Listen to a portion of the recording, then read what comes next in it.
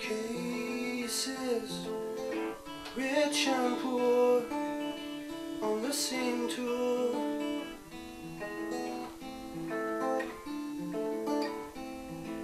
Jews and Muslims.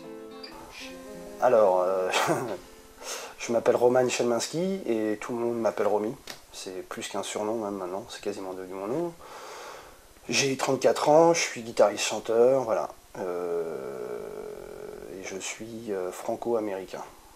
J'ai accompagné pas mal d'artistes, ouais. C'est un aspect du métier. Voilà.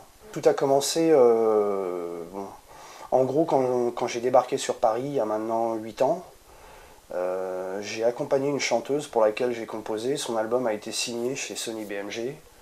Il est produit par Patrick Bruel et ça m'a un peu mis le pied à l'étrier. Voilà, je me suis retrouvé à composer un peu pour d'autres, à accompagner d'autres artistes. Ça a été l'élément déclencheur. On peut savoir le nom de cette chanteuse? Julie Reims.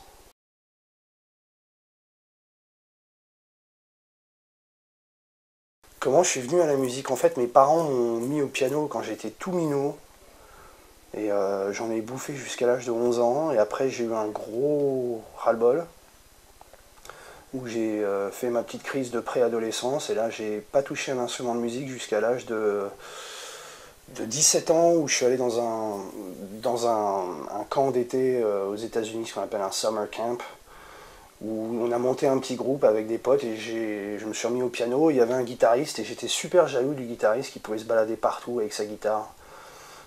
Il plaisait vachement aux filles et je me suis dit il faut absolument que j'apprenne la guitare. Donc voilà, ça a été ma première motivation.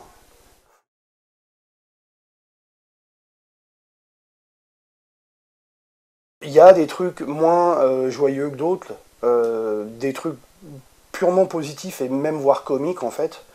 Parce que voilà, les gens qui me connaissent bien savent que je suis un joyeux luron et que je suis pas que...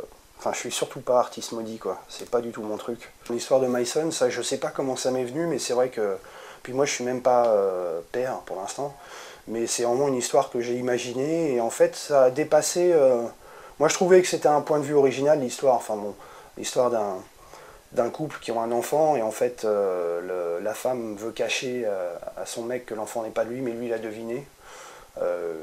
Ça a encore plus touché certaines personnes autour de moi, plus que moi je l'aurais pensé. Hello, c'est plutôt un titre quasiment comique en fait, c'est purement et simplement sur le refus de grandir, quoi.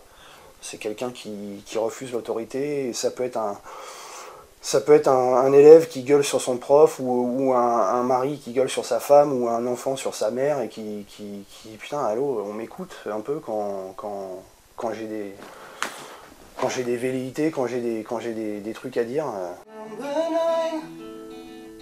Another random subway line, we close our eyes, 'cause we can't wait to get outside on number 9. Anything that kills the time takes off your mind from homicide. J'ai fait ça par petits bouts, on faisait par série de 4 en fait. J'ai commencé par faire un 4 titres, mais c'est toujours au même endroit, c'est dans un studio à Montreuil qui s'appelle Le Chantier. Et j'ai fait ça avec Benjamin Constant, qui est un réalisateur, musicien et ingé son ultra doué.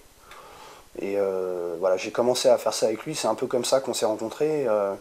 J'ai pu quitter l'endroit, quoi. Voilà, j'ai fait...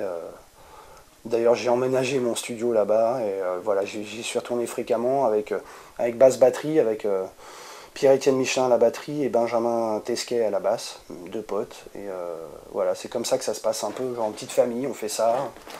On bosse pendant 4-5 jours sur 4 titres, et puis voilà, au cours de l'année, on a fait 3 séries de 4, donc voilà, ça donnait 12 titres.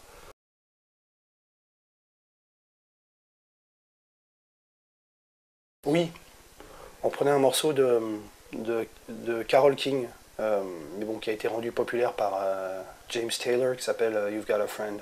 Patrick me mettait un peu sur un piédestal et voilà, me faisait chanter, me présentait, pas que en tant que guitariste, en tant que chanteur, et c'est un beau cadeau qu'il m'a fait. Moi-même, en fait, j'étais un tout petit peu perplexe par rapport au truc. Il m'annonce un soir, il me fait on va jouer ça ce soir. Je suis ah bon, mais déçu, on n'a pas répété et tout. Il me fait ah ouais, c'est bon.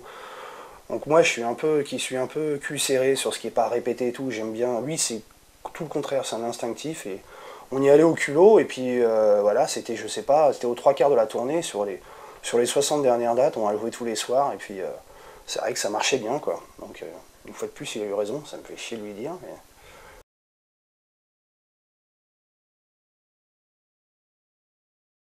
Bon, bah, j'écoute Teitur, Teitur, un morceau qui s'appelle Joséphine.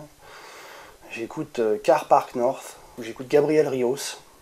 Il y a un mec qui me fait hurler de rire, mais bon, ça c'est plutôt une connerie, c'est l'espèce de mec sur internet qui fait des chansons avec ses mains là, et ça fait des bruits de. Enfin bon, bref. J'écoute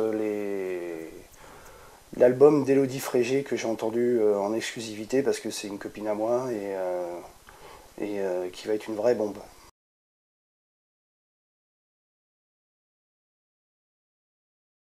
J'ai fait que ça.